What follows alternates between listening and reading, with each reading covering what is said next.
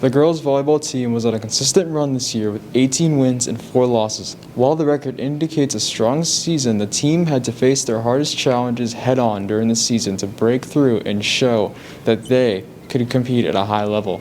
I'd say just finding a way to work together early on was kind of tough. We kind of went through probably 4 or 5 games before we really started meshing and finding a system that worked for us. I think the biggest challenge was communication. We have a little bit hard time in our communication during the games. But we had overcome it. The veteran-laden team managed their challenge as well to secure their spot in the state tournament.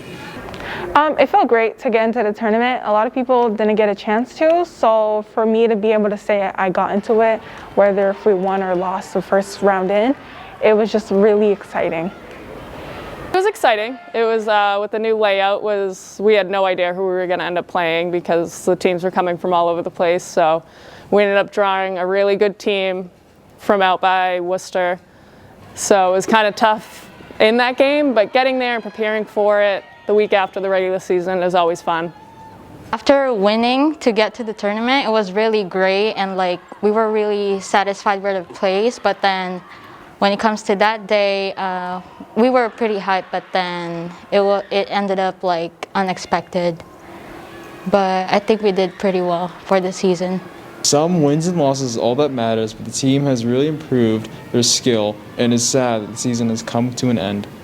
Last thing I'd like to say about the season is that I'm glad we went as far as we did, and I improved from the beginning to the end. I'm actually crazy on spiking the ball, so I just can't wait for the next season to come through.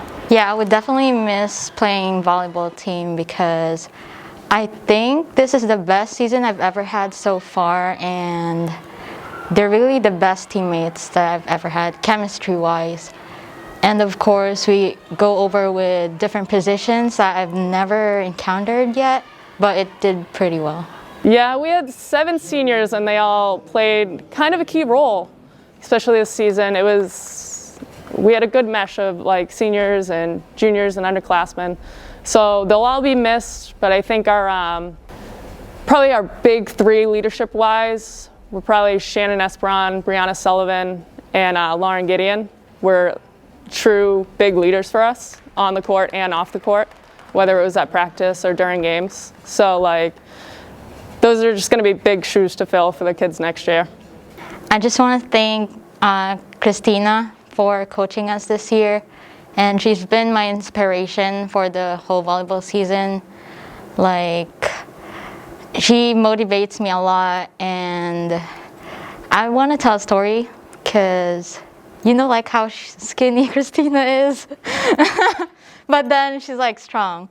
But then before, I used to be underestimated because of how short and skinny I am for volleyball.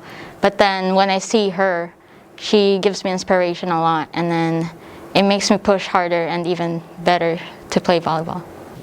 While many players who are graduating on the roster are leaving, Coach Anderson hopes that the remaining team of enthusiastic players will keep their legacy going. The team hopes to continue to have more successful seasons in the years to come.